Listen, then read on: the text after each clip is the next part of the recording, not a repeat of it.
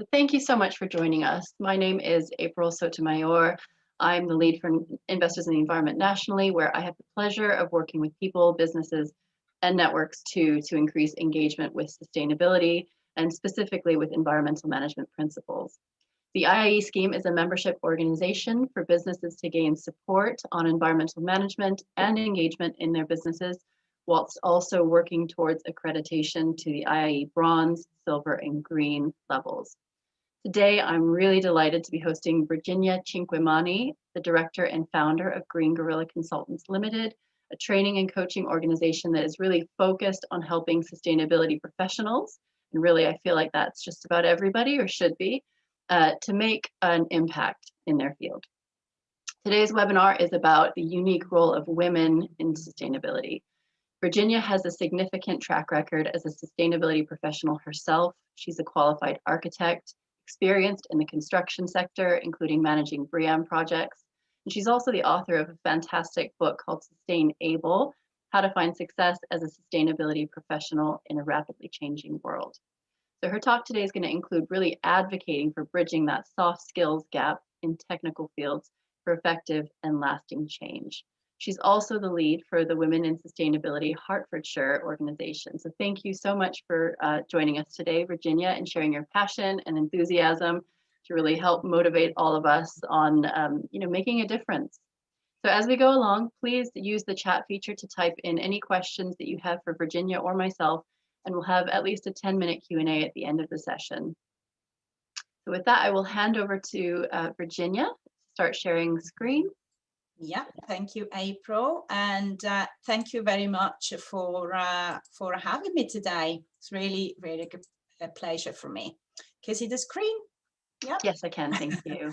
Okay, so welcome to the webinar. Thank you for having me here. I really quite love this quote. A woman is like a tea bag. You can't tell how strong she is until you put her in hot water.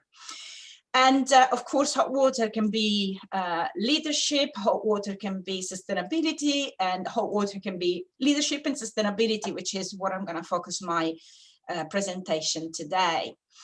April already introduced me, so this is me. I don't need to spend much more time in there. But I want to give you a little bit of my background. When I started my career in construction many years ago now, probably around 20 years ago, it was still a very male-dominated industry, probably still now, I think it is. And I was the one asked to go and make the coffees when a client arrived in the office, which probably, to a certain extent, when you're new, that's a given. But I felt it was more about the fact that I was a woman than anything else. And at that point, I thought I had to be like one of the boys. I had to dress like the boys, I had to speak like the boys, otherwise I wouldn't have been accepted. And I have also the experience of going on a building site and being called sweetheart. For the ones that are in the UK, you might be familiar with that. So I was the architect. I really hated that. In a way, that actually was a determining factor for me moving towards sustainability when I wanted to have I felt I wasn't making enough of an impact. I was always, the last link in the hierarchy. And I think being a woman, being foreigner, obviously, as you can hear from my accent, I'm Italian originally, really didn't help. And when I moved to sustainability about 16 years ago, I felt that the balance tipped a little bit more towards, having more women, being more inclusive. However, still there was a lot of white male middle age at the top of the chain anyway, and I still think it's a bit like this today. Now, I want to make sure that this talk is not just about women, but it's also about men, because there are lots and lots of, what we will discover today through this webinar, the skills and the strengths that belong to women in a way actually can be acquired by men as well to do better in their jobs as leaders in sustainability. So I never called myself a feminist in any possible shape or form. And then when I looked up the definition, which is the belief that women should be allowed the same rights, power, and opportunities as men and be treated the same way, of course I'm a feminist, you know, I changed my mind. And that's when I actually realized that women have, you know, their own characteristics. We're actually not the same as man. We know that, you know, we try and we're not biologically the same, but we need to have the same rights, the same power, the same opportunities. And that's what I've been battling for. And that's when I also realize that we need both energies. We need the yin and we need the yang in order to sort out the climate crisis. I'm really quite passionate about that. We need to bring what's unique and what unique strengths we have as men and as women to sort it out together. It can be one over the other at all. But I think from what you will see today, actually women are very well placed to have a major role in addressing the climate crisis and sustainability issues in general. So that's when I decided I wanted to help other women. I wanted to join Women in Sustainability, which is a network that started in Bristol, but now is a bit all over the place, especially in the UK, but we also have 2 hubs in outside the UK, in the US and in Germany. And it's effectively a network of women coming together to create community and inspire and nurture the impact of other women. So I became the leader for the Hertfordshire hub. And of course, being in the pandemic, all the women that come to our events in Hertfordshire are actually from all over the place. Again, not from Hertfordshire necessarily, because they're all online events, but hopefully one day we will manage to do face-to-face events. So I just wanted to mention Women in Sustainability because it's a great network that you can join. We do events, there is a digital community. And in fact, if I can share, if you want to join for 30 days, just have a, you know, a little look around the digital community, use that code at the bottom of the slide, bit.ly WINSDigi, and you can access the community. Today is the last day you can access for free for 30 days. So have a look, lots of great material, mentorship, events, etc. So that's where I come from in terms of my involvement with Women in Sustainability, my thoughts around women leadership in sustainability. But let me share with you some facts about the role of women in sustainability. Now, even nowadays, 2021, women are still in charge of the majority of household purchasing. In fact, it's estimated about 80% of all household purchases are either influenced or made by women. What does that mean? It means that because of the way the world is going and the fact that we need to reduce the amount of waste in the world, plastic, of course, is in everyone's mind at the moment. This is a huge role that we can have. Not only that, energy, you know, what energy provider we choose, mostly down to women to choose. You know, what do we bring home? You know, what sort of purchases we make, are they ethical, not ethical, etc. We do have a lot of power, even by just living our lives, so let alone the professional life, to actually influence the world and having an impact on sustainability. So something to think about. Another one that is quite staggering is actually educating women is the way forward in the climate crisis. Why is that, if you think about it? The size of the population has increased in an exponential way in the last 150 years. So since the Industrial Revolution, the advancement in knowledge and technology and medicine, etc., which is great. You know, we live longer, we have more people on this planet, but that puts an enormous amount of pressure on our resources, as you know. And that means also, because if you look at the other graphs, which are showing the increase of CO2 emissions and biodiversity loss, so they're all exactly following the same line. So obviously, overpopulation is one of the reasons why at the moment our planet is under stress. So if we educate women, that means lowering the chances for them to get married very young, to do a lot of children. They're more in charge of their sexual health and reproductive health and their rights. Plus, we foster the leadership of other women and develop their skills. So actually educating women around the world, especially in countries where on average, there are more children being born, is actually a way forward to address the climate crisis. It's a bit of a long shot, it takes time, but it's definitely something to consider. And other data that I found absolutely fascinating. This is from the Harvard Business Review, and is based on a leadership feedback process called 360 degree, which you might have done as well in your organizations. And it shows that between March last year and June last year, based on over 800 leaders, women have actually performed as leaders much, much better than their male counterparts, especially in the pandemic. So going back to what Eleanor Roosevelt said, when we are put in hot water, we actually seem to be performing a lot better than our male counterparts. And that's been shown and mirrored in the way countries led by women also performed. Because, so if we think, for example, the most obvious example is that Jacinda Ardern in New Zealand. She acted quickly and decisively. She locked down a lot earlier than, for example, it happened in the UK.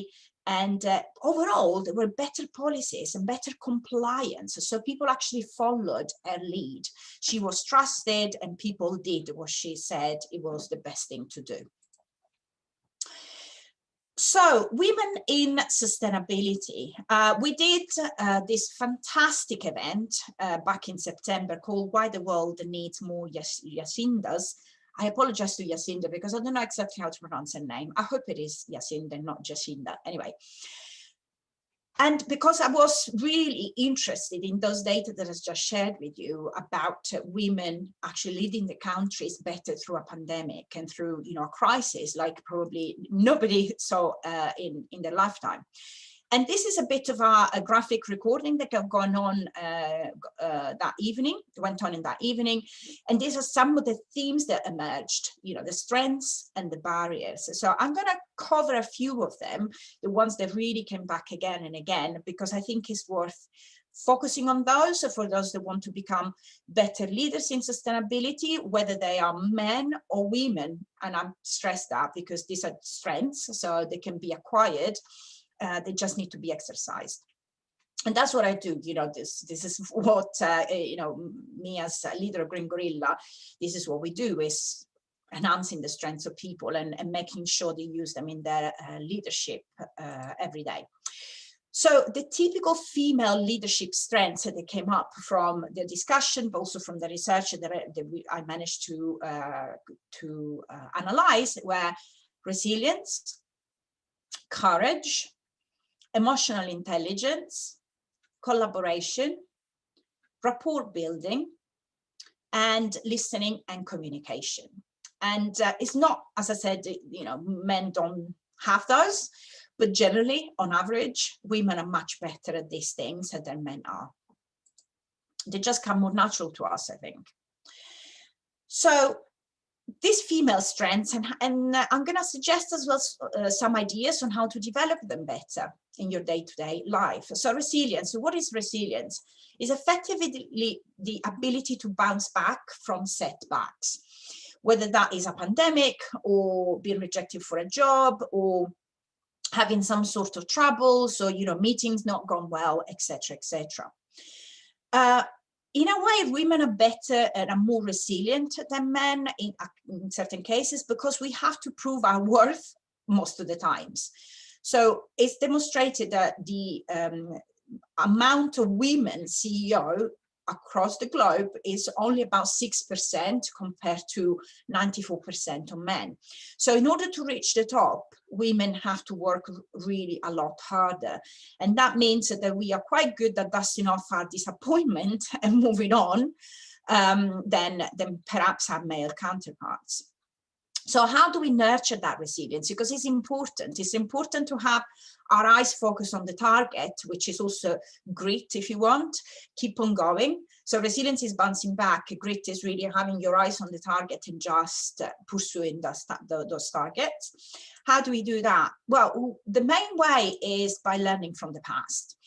Really focusing on perhaps 1 or 2 episodes that you overcame, that were a challenge, you overcame successfully.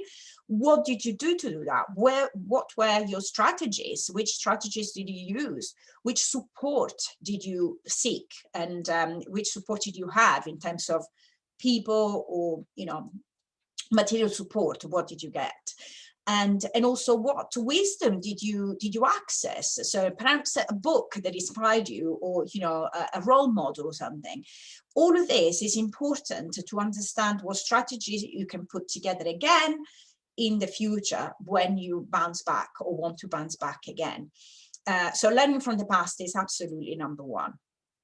What strategies do you employ for your own health? And that's your mental health, and that's your physical health.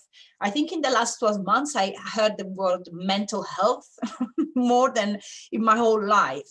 So obviously a situation like the one we are in at the moment is challenging, to say the least, for the majority of people. But I can't imagine, you know, how challenging it is for people that already had some mental health challenges. So it's very, very important, in order to keep on going, to make sure you take care of your own health, mentally, physically, whatever it is. You know, it doesn't have to be, there is no one size fits all. There's lots of different ways of doing that, from, you know, the classic exercising to mindfulness and meditation, whatever it is that makes you feel good, basically, and energize you. And another thing is, what access do you have to support? And that's people, which at the moment we're all lacking a little bit, but how do you make sure you are supported in the process of being a leader? And that's unfortunately a problem sometimes, when you don't feel supported in the companies you work for. And that's not just in sustainability, it's in general in the world of, you know, of being, you know, people at work, basically. So these are the 3 main things that we need to think about. So what have you done in the past that can help you in the future? What strategies to support your health, and what support can you access to do that? Courage. Of course, courage is perceived as a male, let's say, characteristic. But when you think about vulnerability, women are much better at showing their vulnerability, their soft sides in a way, or, you know, we're more emotional at times. And if you're familiar with the work of Brené Brown, she has an amazing series of, even on Netflix, there is a whole show on her, one of her live presentations. Is really quite powerful. It's all about accepting your vulnerability, not thinking it's a weakness, but actually thinking is a strength, because you're showing your authentic side. And this is perceived in people as something in general that is trustworthy. When you show your authentic side, when you show your vulnerability as well as your strengths in a way, or, you know, your most, you know, your stronger point, you are perceived as an authentic person that can be trusted. So that is very important in leadership. It's important in sustainability, because we need, it's not a perfect journey. That's the thing. It's not a perfect journey, and we need to be in it as a whole, not just the good points, also the points that we are less proud of. But also the capability of speaking up. And that's something that is also a barrier for us. I'm going to talk about the barriers at the end. But speaking up is important, having the courage to speak up and not to be dismissed. And again, if you want to reach the top as a woman, you have to be resilient, and you have to speak up, because sometimes the journey is a little more difficult for us than it is for our male counterparts. Emotional intelligence seems to be the biggest differentiator, actually. So the capacity of recognizing our own feelings and those in others, and motivating ourselves and managing our emotion well, and in our relationship. This is what emotional intelligence is. And we seem to be better at that in terms of women, understanding others, you know, stepping into others' shoes is effectively what emotional intelligence is. And it is made of different bits and bobs. Impulse control. So some of us are better at that than others. But emotional self-awareness is something that women generally are very well aware of, because we are more in touch with ourselves generally. Again, just generalizations. Forgive me for that, but we're talking about women today. Empathy is one of the biggest traits that we probably have in general, is managing to understand how others are feeling, not just us, but others. Assertiveness, when we manage to speak up our mind without being offensive. So assertiveness sometimes has a bad rep, but actually is all about being able to say what we want, and say that with, in a firm way. Being aware of our needs, our wants, and being able to express those. Flexibility. If we juggle life in general as women, as mothers, as carers of others, and our working lives and housework and everything else, we're quite flexible. So this is part of the way we are wired in a way. So that's definitely part of being emotionally intelligent. And finally, reality testing. We manage to see reality. We manage to have a view of reality that sometimes can be a bit more realistic. It's a sort of, repeating the same word, but it's a way of, again, understanding things at a deeper level. So if you have all of this, I mean, nobody has everything, perfectly 100%. But if you have all of this, obviously you are more emotionally intelligent. And these are all strengths and skills that can be developed. Another thing that is important to note is that none of this is set in stone. Yes, you might be more, prone to one of them. You might have one of these as your strengths already, but everything on this page and everything in this presentation, to be fair, can actually be learned, can be practiced, and can be enhanced as well in your life. Optimism. That's another thing. Good leaders that are emotionally intelligent are also optimistic. And it's optimism that gives motivation and that can take people with you. So a way of influencing others is actually by painting, yes, a realistic side of the future, but also an optimistic side. And this is so important, guys, when we talk about sustainability and the climate crisis. I love what Christiana Figueres says about being a stubborn optimist. Is what I try to be, because the alternative is very bleak. The alternative is, what do? Nothing. We stop living, we cry in a corner until the day is done. But actually, we have the tools, we have the technologies, we have the intelligence to make this work. So we need to work at it. We need to be stubbornly optimistic. Another thing that we're quite good at as women is collaborating, being inclusive. And I love this Kenyan proverb, sticks in a bundle are unbreakable. How beautiful is that? Of course, we can be, great leaders, great, individuals, but actually being inclusive conduces to a lot more results. And that means also listening to others. We're going to talk about listening and speaking in a minute. But also gathering collective intelligence. That is the key element of system thinking. You can't do system thinking very well by yourself. You need other people with other perspectives to provide solutions or to provide different perspectives.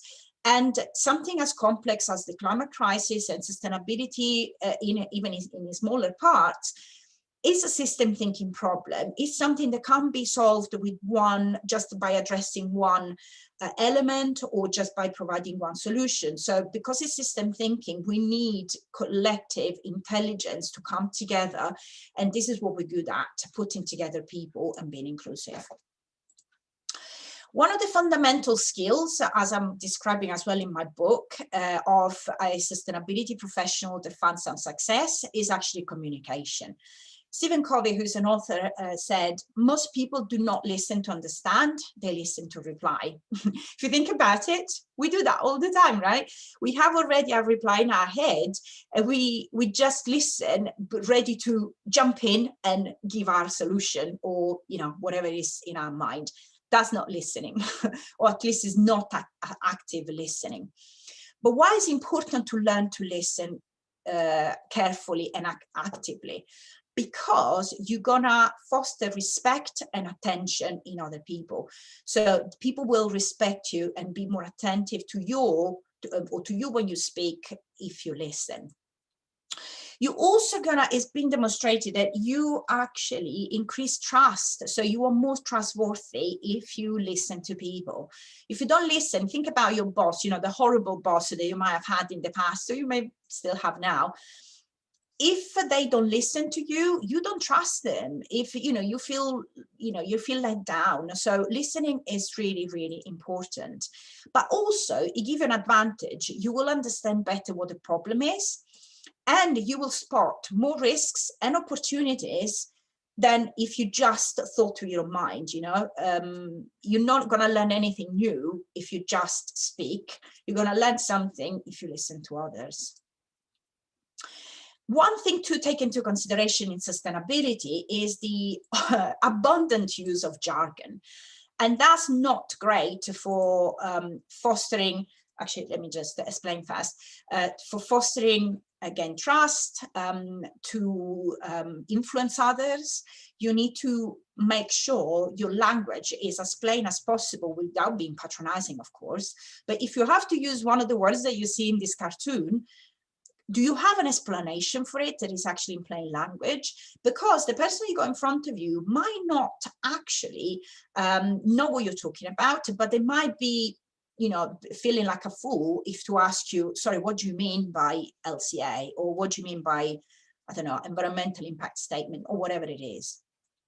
So one good exercise to do is to check your language that you use every day at work and think, what words do I use that my friend and family or relative would not understand? And can you use any alternative words instead? And if you can't, because it is what it is, do you have an explanation, something in plain English that you can use to explain it?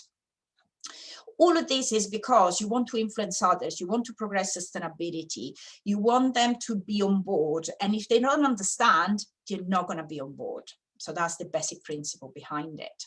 Now, this is a little exercise that I ask people to do in my workshops, and I think it is quite powerful. So try it yourself in your own time. When you have a minute, try and explain circular economy, or sustainable development, or carbon footprint, or whatever you work with in sustainability to a child. Think about your son, your daughter, your nephew, your niece, somebody you know, 5, 6-year-old. How do you explain it? I had this experience of teaching sustainability in schools at the beginning of Green Gorilla. I was bringing this program to schools so to try and raise awareness among the kids. It was the most difficult thing of my life. Talking about carbon and climate change without scaring them as well, because if you talk about climate change, your kids can be quite prone to be scared. So it is really difficult, but it's a good exercise because it will bring you back in touch with you before you were an expert, and thinking in the way of, okay, what about my client? Maybe they are business experts, maybe they don't know anything about sustainability. How can I make them aware of what I want them to do without using my technical term, and put effectively a barrier between us? And I'll tell you something, in all of this, in all the strengths, in all the, the strengths we just covered, from resilience to communication, etc., you have the one enemy. The biggest enemy, I'm afraid, is you. So the implementation of all of this is all, is all possible, but unfortunately, as women are more prone to have imposter syndrome, for example. This is the biggest thing. So feeling like you're not entitled to be here, feeling like you don't know enough, feeling like a fraud. That's what imposter syndrome feels like. And I'm sure, at different levels, everyone at different times of our lives suffer from it. But some people are more prone than others to this. And unfortunately, women seem to be more prone. The good news is the older you become, the least you suffer from it, because experience and having done things, several times actually give you confidence. But there is still an element of this in most of us anyway. You can bring yourself down because you are too young, or you are too old, or you are too foreigner, like it happened for me, or you're not enough. You don't know enough. I've seen a lot in my coaching, perfectly capable women with lots and lots of qualifications, really knowledgeable, feeling like they need yet another qualification, yet another membership, because they need to demonstrate their worth. A little bit of this is social, it's come from society, is gender bias, but the majority of it, I promise, comes from you. So you need to really focus on the person that you can influence the most, and that's you. And again, whether you're a man or a woman right now listening, that can affect you as well, if you're a man. But if you're a woman, I reckon this is probably affecting you more. So, but you can work on it. That's the positive thing, is you can work on it, and any of the strengths that we just saw before, they're actually part of you as the way you're made, can be enhanced and can be used as strengths and strong points to progress sustainability in the world. One last thought, which in a way is a bit of a provocation. So COP26 is coming, is the UN Climate Change Conference of the parties, and that's going to be held in Glasgow in November this year. But where are the women? Interesting, isn't it? Only one woman leader in the team in the UK, and so I would invite you to look online. There are lots of petitions to increase the amount of women represented, because with all the strong points that we have that I tried to demonstrate today, with all the the beautiful things that we've done and the leadership traits that we have, the effectiveness that has been demonstrated by science that women can have in the workplace, but also at a leadership, really high level leadership, like at state level, I would say, it's impossible that such an event doesn't have a decent women representation.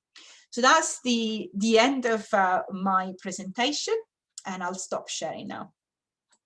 And thank you. Great, thank you so much, Virginia. That is really inspiring, actually. I've got a number of questions for you. Bear with me one moment. I share my screen now. Okay.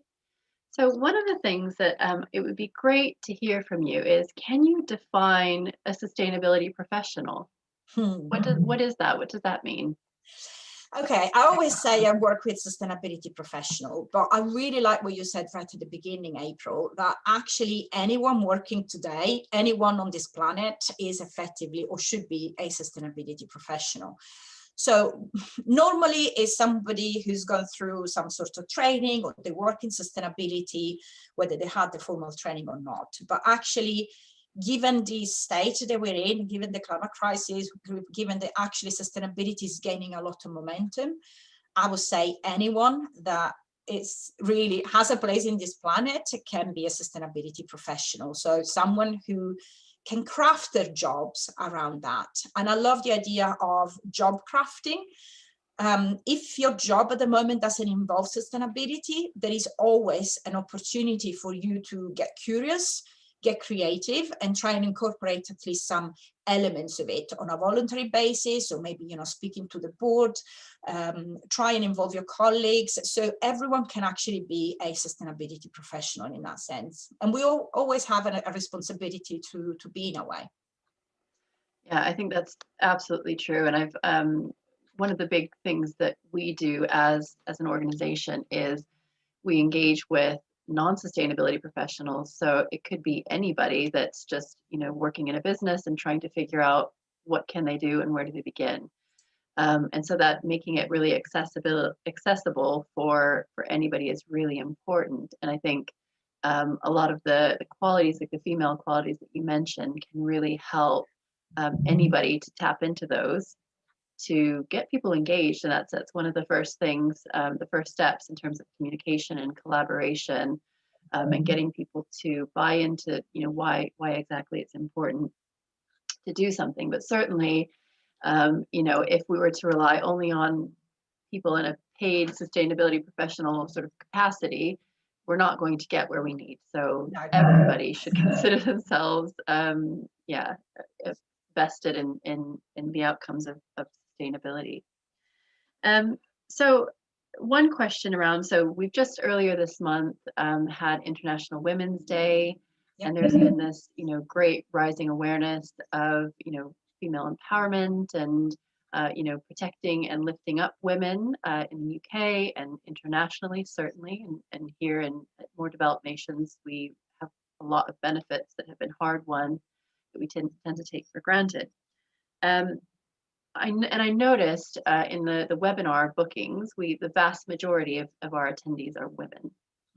So one of the things that has been discussed over these last few weeks since International Women's Day, and actually in the last few years, is, you know, what role do men have to play in, you know, lifting women up, and, you know, even engaging in some of these soft skills that you're talking about. Can you share your thoughts on that? I think I don't know, it's not an easy question. I'm trying to think aloud right now. I think men have definitely they have to change mindset towards women in general. I've seen in my career, unfortunately, examples of predatory behaviors, even, you know, in these days and age. Unfortunately, we got very recent on the news or something happening in that sense, but it's unfortunately still commonplace in the workplaces.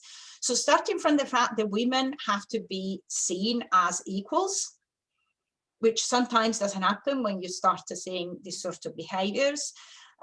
Men can start perhaps educating themselves along those lines and try and understand how together, like I was saying at the beginning, we have different strengths, so we have different capabilities. Men, for example, have been demonstrated to be actually slightly stronger from a technical point of view than we are. We're more in the soft skill area, that, you know, where we bring a real difference. So how can we combine our strengths towards the same goal? By being seen as equal, by being seen as, okay, I bring, you know, an ingredient to this table and you bring another one, and together we can make the cake. So effectively, we need both sexes, we need both intelligences, we need both ways of seeing the world and perspectives in order to reach our goal. It's not a matter of we're better than them or whatever. That's not what I want to say with this, you know, with what I said, but definitely there is a big imbalance, especially at the top. And we need more women leaders. So men can definitely promote women, can support them, can maybe have a voice for them, or, you know, when they see that they've been wronged, and see them as equal. I think in changing that mindset, it can probably be the first step. Absolutely. So I also really enjoyed the way that you described the challenge of explaining some sustainability principles to different audiences, and the fact that women can have maybe that soft skill advantage of you know, being able to communicate effectively, but certainly everybody, including women, can brush up on that, myself included. So yeah, so explaining very technical things to somebody, not as if they were a child, but thinking about it, you know, if you didn't know anything about this particular topic, where do you begin and how do you simplify it so that it's effective and not overcomplicated? So I wonder if you have any examples or anything that you could challenge people to in their various roles. And I know with our IIE membership, we've got green champions on this call that are from a variety of sectors, and some will be in roles that are technical and some that are less technical, but they're trying to affect changes. So can you speak about, you know, how do you determine the best way to sell sustainability in a simple way whilst using those feminine qualities that we tend to sort of have an edge on? Yeah, absolutely. So there is a whole methodology. Oh, I can hear myself. Okay, anyway. there is a whole methodology that I've developed for selling sustainability ethically. And it uses all of the stuff that we discussed today, pretty much. Starting from listening. So listening to the problem, really try and focus your attention. So the main mindset shift is into focusing on the person you got in front of you, not on you and your technical ability or your, the way you are, basically. Focus on the person you got in front of you or the audience that you have, and think what's in it for them. Because sustainability is, of course, a value for the majority of people in this call, I would think, but it's not for everybody else. So start thinking, okay, if I can't sell the ethical side, if I can't say, oh, but look, the planet is in flames, so what, we need to act now. If I can't say that, the house is on fire, mentioning Greta and quoting her, what else are they interested in? So I need to listen to the person. I need to do my research beforehand, before meeting them, for example. I need to understand what they care about. The majority of companies, of course, they care about the bottom line. They care about money. Okay, how can I make the money using sustainability? How can I enhance their reputation using sustainability? What are the benefits? Can I sell them? So yesterday I was presenting to a university, and there was the example that I took of people don't want, this is a Theodore Lewitt's phrase, people don't want a 3/4 inch drill, they want a 3/4 inch hole. So people want the solution. They don't care how you reach that solution, okay? So if the solution is, I want to make more money, I want a more pleasant environment around me, I want to, my company to last, for years and years and years, the drill, which is the sustainability and all the stuff that we sell to them, that's what is going to take them there. But they're not interested in that. So sell them the benefits, focus on what they need, and just focus on those. You don't even need to use the S word, as I call it, it's sustainability. You can just say, look, I mean, I've seen plenty of cases in which sustainability has been swapped for future-proofing, innovation, call it whatever, it doesn't matter. So long as we do what we need to do, I don't mind. So I think the simple way is listening to them, understand what they care about, and then sell them the actual benefits that can take them where they want to be. And this is the smartest way to be a modern salesperson in sustainability, but also to provide an ethical service, really, because you're not trying to sell them something that they don't need. You're there to serve them. You're there to provide. In fact, is killing two birds with one stone, is advancing sustainability and helping your client to do what they need to do. Yeah, great. Selling the solution rather than all the different tools to get there, which can sometimes muddy the waters. And we get caught up in jargon as well when we start with the solutions. Sorry, with whatever expertise we have. Well, if we go to the solutions, then we start talking the language of the client. Another thing that I forgot to say, which connects back to talking to your child in about sustainability, is if you're speaking to a CEO, you won't speak in the same way as you would speak to an engineer. If you're talking to a CEO, you will choose language that is more visionary, is about the strategy elements, etc. If you talk to an engineer, you might talk about the nitty-gritty. You might actually speak the same language if you are in that area.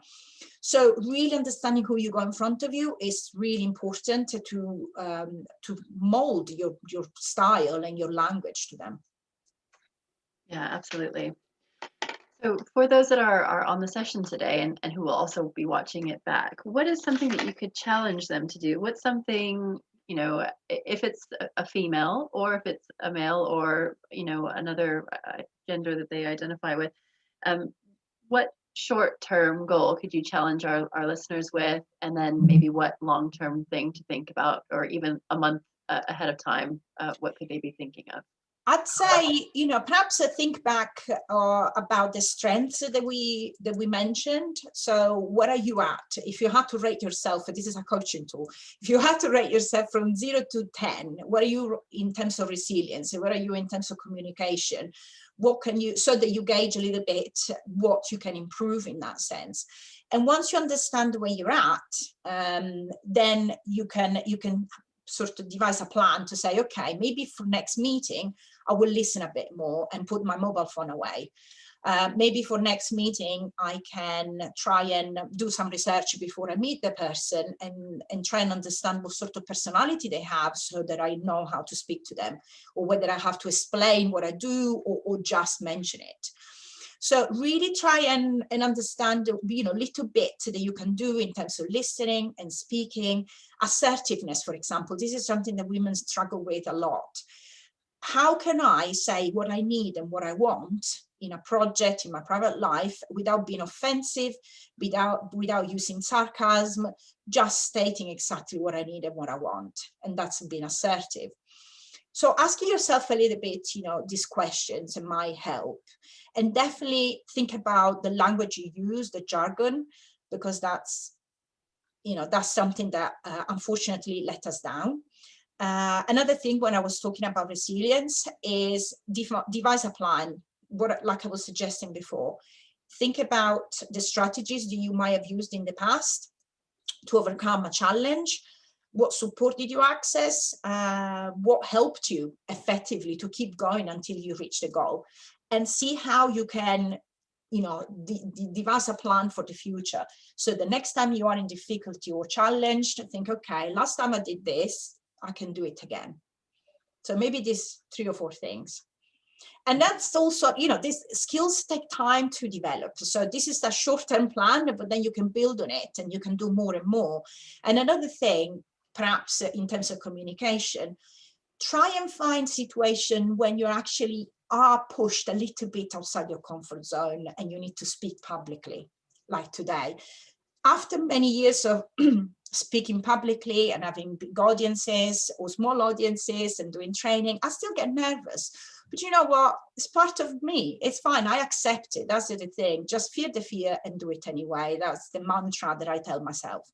So, but the more you do, the more confident you become. And that shows in your leadership style. And when I say leadership, you don't have to be a boss, you don't have to be a director, you can be a leader in whichever field you are, in whichever stage you are, just because you're leading others and you're inspiring others and influencing others. So, but I think that helps to your charisma and to add to your credibility. So the more opportunities you find to speak, just take them. Yeah, I couldn't agree more. Fantastic. Right, so I have a couple of questions here in the chat as well I wanted to get answered. Someone has asked about your statistic about 80% of purchases being influenced by women, and obviously there's links with, educating women and how the influence, the huge influence that women have to alter kind of the course of the climate and biodiversity crises. But specifically, this person is asking, is that a percentage of purchases or percentage in terms of revenue price? And is there a stronger male influence for higher cost purchases? So they're asking specifically on things like, equipment or technical, boilers, cars, houses, etc. Yeah, the statistics that I looked at, number of purchases. So we might be the ones that buy, the washing powder. We might not be the one that buy the car. You're right. Men might do one purchase in a year and have a bigger influence in terms of price. But in terms of number of purchases, we are more in charge of those.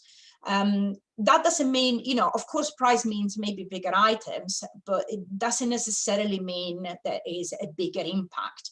Because if you accumulate the amount of plastic bottles that we buy, the washing powders versus, the washing liquid and all of this stuff and the shampoos, then you get to quite a lot in a year, if you consider that. So that's the bottom line. Yes, maybe men are more involved in the pricing element when and also, in families, in households, usually when you have to spend more than £10, £20, £100, there is a little bit of consultation going on, right? While for day-to-day, grocery shopping, that sort of thing, we are usually the ones that make the decisions. Great, thank you so much. So, Virginia, you've covered a lot of ground in terms of those soft skills that we all could be developing, male or female, but certainly what females sort of hold in terms of their strengths. So thank you so much for that. So if people want to find out a bit more about your work and finding out more how you could support them, where should they be going? Our website, so thegreengorilla.co.uk, probably the best place where to start. And yeah, and if you want to connect with me on LinkedIn, I'd love to. I've seen some names that I know already, so probably I'm connected with most of the people here. But obviously for people that are watching on recording, it'd be great to connect. And yeah, just get in touch if you need, to further the discussion. Wonderful. And if anybody has any further questions that we didn't get to, it's a very broad topic, very interesting one, and very much what is happening, in current events in terms of, empowering women and lifting women up. So thank you so much. Please do email us if you have any further questions that we didn't answer, and we'll do our best to get those sorted for you. You can reach us at info@iie.uk.com. Again, you can also find us on social media, Twitter, LinkedIn, and Facebook, Investors in the Environment. Thank you so much, everybody, for joining us today. Yeah, challenge yourselves to use those soft skills, to be vulnerable, to speak up, to have courage, and also challenge others within your surroundings and your networks to do the same. So thank you so much, Virginia.